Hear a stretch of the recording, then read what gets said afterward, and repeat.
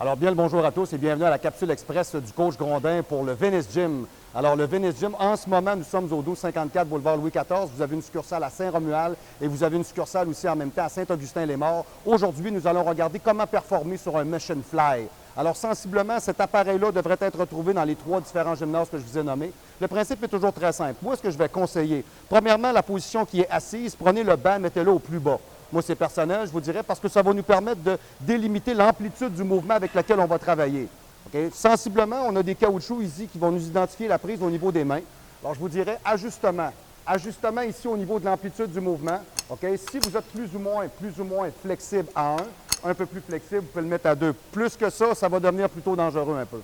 Ce qui est très important, de garder les pieds parfaitement en contact avec le sol. Les pieds poussent pour coller le dos directement à l'intérieur du banc. On prend les manchons avec nous. On ramène tout simplement vers en avant les bras le plus dépliés possible pour augmenter le taux de contraction. On va descendre vers en arrière. Les coudes sont toujours directement parallèles avec les épaules. Ils ne sont pas en bas, ils sont directement placés dans l'axe.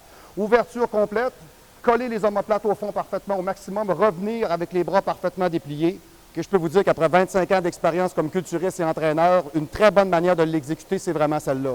Suite, je vais vous proposer quelque chose qui est peut-être un petit peu plus élite, de prendre les manchons beaucoup plus haut, pour aller chercher beaucoup plus haut sur votre pectoral. Alors, vous descendez, les coudes toujours parallèles avec les épaules, on descend. Je prends mon air tout le long que je descends. Quand j'arrive au maximum, les omoplates sont collés, je referme avec les bras le plus dépliés possible et j'essaie d'aller augmenter mon taux de contraction. Gros avantage de ce type d'appareil-là, c'est qu'on a 2 types d'exercices qu'on peut exécuter avec. Alors, voyez la simplicité même, je tire la goupille pour remettre les manchons vers en avant. OK? Très simple, c'est toujours très simple. OK? De la façon que c'est fait et de la minute que je me suis placé, okay? Tout ce que j'ai à faire à partir de là, quand je m'assois face à l'appareil, je prends les manchons avec les prises en pronation vers l'intérieur. Je place mes mains, mon pouce, je le place toujours à l'intérieur pour faire sûr que j'ai une meilleure traction. Quand je vais aller ouvrir, mes pieds sont en arrière, ils ne sont pas en avant. La raison, c'est que si vos pieds sont en avant, inévitablement, vous allez vouloir décoller quand vous allez tirer. Mettez vos pieds légèrement en arrière, gardez toujours le plastron en appui directement avec le dossier. On garde les coudes à l'extérieur, exactement le même principe, les coudes toujours parallèles directement à l'épaule. Ouverture maximum, contraction au niveau du deltoïde postérieur. Retour sans que les plaques touchent directement, OK, les unes contre les autres.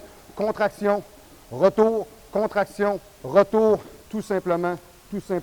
Donc, un appareil à exécuter qui est très intéressant pour un développement soit de pectoral ou derrière d'épaule. Alors, c'était la capsule express du coach Grondin pour cette semaine. Si vous avez des questions, des doutes ou des interrogations, vous avez le site Facebook du Venice Gym et vous avez le mien aussi au www.marc-antoine-grondin.com. Sur ce, bon entraînement.